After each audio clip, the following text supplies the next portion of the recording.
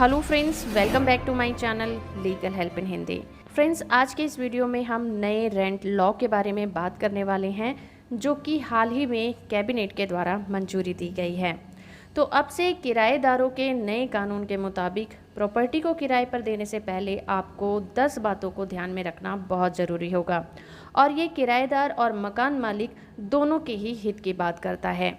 क्योंकि किसी भी शहर में जितना मुश्किल एक घर खरीदना होता है, उतना ही मुश्किल होता है घर किराए पर लेना। अब सिक्योरिटी पर्पस से ही बात करें तो एक मकान मालिक हर एक अनजान आदमी को घर किराए पर देने से बहुत कतराता है, और साथ ही ये पता लगाना भी उसके लिए बहुत मुश्किल होता है कि जो प्रॉपर्टी किराए पर दी जा रही है उसके उसे सही दाम मिल भी रहे हैं या फिर नहीं। मकान मालिक और किराएदार के रिलेशन को निपटाने के लिए हमारा जो लॉ सिस्टम है वो अभी तक इतना मजबूत नहीं है, उसमें बहुत सी कमियां हैं। इन्हीं कमियों को दूर करने के लिए, किराएदार और लैंडलॉर्ड की कंडीशन को मजबूत बनाने के लिए, और इसके अलावा पूरे देश में किराए की प्रॉपर्टी के मार्केट को रेगुलेट करने के लिए मोदी सरकार ने एक नया कानून बनाया है। तो चलिए फटाफट जानते हैं इसके प्रोविज़न के बारे में। तो वीडियो इन्फॉर्मेशन अच्छी लगे तो आप इस वीडियो को लाइक, शेयर और चैनल को सब्सक्राइब करना बिल्कुल मत भूलिएगा।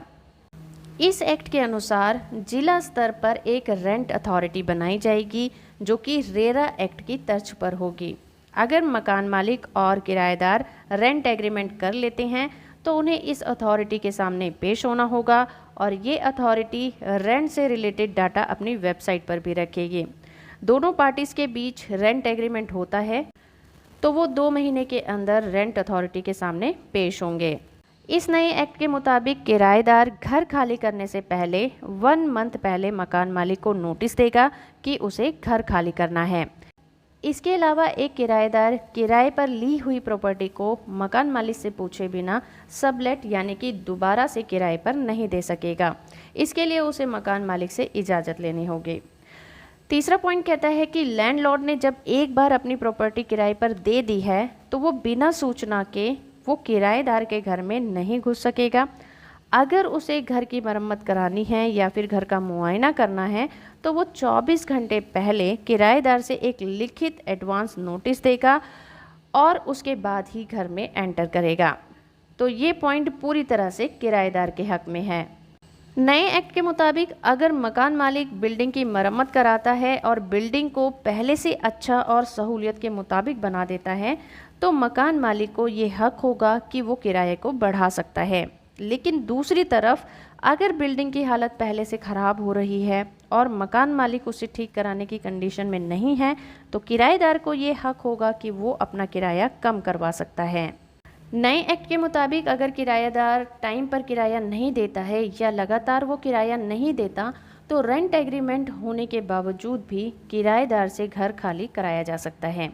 और रेंट एग्रीमेंट ख़त्म हो गया है और किराएदार घर खाली नहीं करता तो मकान मालिक को ये हक होगा कि वो किराएदार से दुगना किराया वसूल कर सकता है।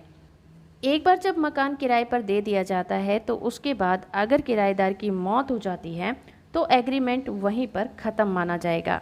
लेकिन अगर उस किराएदार की फैमिली भी वहाँ पर रहती है तो उसकी फैमिली उसके लिए रिस्पॉन्सिबल हो जाएगी, यानी कि उसकी पत्नी और बच्चे उसके लिए रिस्पॉन्सिबल होंगे। मकान को किराए पर देते समय अगर एग्रीमेंट नहीं बनवाया जाता तो 3 गुना सिक्योरिटी लेने का मकान मालिक को कोई अधिकार नहीं होगा, और अगर लिया जाता है तो ये गैर कानूनी माना जाएगा। और जब किराएदार घर खाली करेगा तो मकान मालिक को 1 महीने के अंदर अंदर इस सिक्योरिटी को वापस लौटाना होगा। दोनों के बीच अगर किसी तरह का कोई भी डिस्प्यूट या विवाद हो जाता है तो ये एक्ट उसे तेज़ी से निपटाएगा। पहले इस तरह के केस सालों साल कोर्ट में पेंडिंग पड़े रहते थे। इस तरह की कंडीशन हो जाने पर दोनों को रेंट अथॉरिटी के पास जाना होगा। लेकिन अगर रेंट अथॉरिटी का फैसला अच्छा नहीं लगता तो उन्हें राहत पाने के लिए रेंट कोर्ट में जाना होगा या ट्रिब्यूनल कोर्ट में वो अपील कर सकते हैं, और हर स्टेट में इसके लिए रेंट ट्रिब्यूनल बनाए जाएंगे। तो अगर अभी तक लैंडलॉर्ड और टेनेंट के बीच किसी तरह का डिस्प्यूट होता था तो मामला सालों साल कोर्ट में पेंडिंग रहता था। लेकिन इस नए एक्ट के अनुसार इस तरह के मामलों को रेंट कोर्ट के अंदर 60 दिनों के अंदर फैसला सुनाना होगा। अब ऐसे मामले सिविल कोर्ट के अंदर नहीं जाएंगे। पहले इस तरह के मामलों को सिविल कोर्ट में लड़ा जाता था, जिसकी वजह से सालों साल इस तरह के मामले कोर्ट में पेंडिंग पड़े रहते थे। पहले ये डर बना रहता था कि किराएदार मकान पर कब्जा भी कर लेते थे, लेकिन इस कानून में कहा गया है कि एग्रीमेंट ख़त्म होने पर मकान मालिक किराएदार को मकान खाली करने के लिए कहता है और वो नहीं करता तो अगले 2 महीने तक किराया दुगना देना होगा और उसके बाद किराएदार से 4 गुना किराया वसूला जाएगा। इसके अलावा किराएदार के हक में ये हुआ है कि अब मकान मालिक अपनी मर्जी से किराया नहीं बढ़ा सकेंगे। एग्रीमेंट के बीच में ऐसा करने पर रोक लगा दी गई है। अगर मकान मालिक किराया बढ़ाना चाहता है तो उसे पहले 3 महीने का एडवांस नोटिस किराएदार को देना होगा, उसके बाद भी ऐसा करना पॉसिबल होगा। तो फ्रेंड्स, गवर्नमेंट का ये कानून एक मॉडल एक्ट है, इसे लागू कराने का काम स्टेट्स का है। अभी कैबिनेट ने इस कानून को मंजूरी दे दी है और कुछ स्टेट में इसे चालू करने का काम शुरू भी हो गया है। फॉर एग्जांपल चंडीगढ़ में इसका काम पहले से ही स्टार्ट है। तो होप फ्रेंड्स, आपको ये वीडियो पसंद आया होगा। वीडियो अच्छा लगा है तो आप इस वीडियो को लाइक, शेयर और चैनल को सब्सक्राइब करना बिल्कुल मत भूलिएगा।